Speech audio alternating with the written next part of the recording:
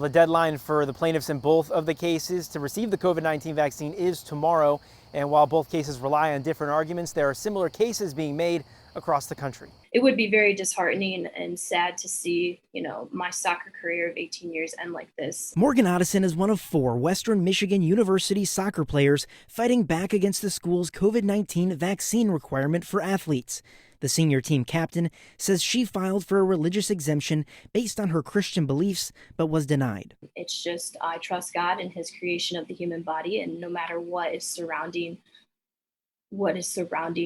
it, that he has dedicated his life and, died for us on the cross to protect us at all costs. Their attorney, David Coleman, fired a civil rights lawsuit against the university, arguing the policy is in violation of their religious freedom. We're arguing First Amendment violations.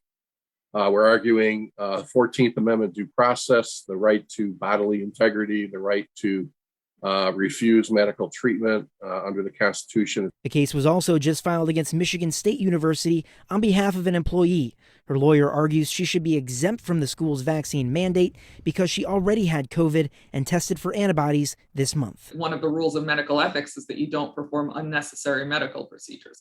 But here, not only is it unnecessary, but it actually poses a risk of harm to Ms. Norris and others like her. Both cases differ from a case against Indiana University and their vaccine mandate, which was rejected by the Supreme Court this month.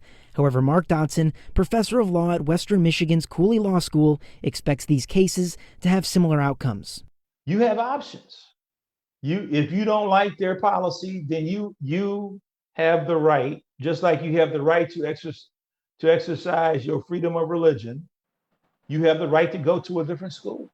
In response to the lawsuit, both schools say they don't comment on pending litigation. However, when denying the players' religious exemptions, Western Michigan said, quote, "The university has a compelling interest in taking action to avoid the significant risk posed to the intercollegiate athletic programs of a COVID-19 outbreak due to unvaccinated participants, and prohibiting unvaccinated members of the teams from engaging in practices and competition is the only effective manner of accomplishing this compelling interest." And if ultimately that's how my senior year will end, then that's something that I'm willing to step away from. Western Michigan says the 4 girls will be allowed to attend classes and will have their scholarships honored. They just can't play sports. Their attorney says they even offered to wear masks or even do weekly COVID testing as a result of those exemptions, but they were told no. Reporting for 7 Action News, I'm Brett Cast.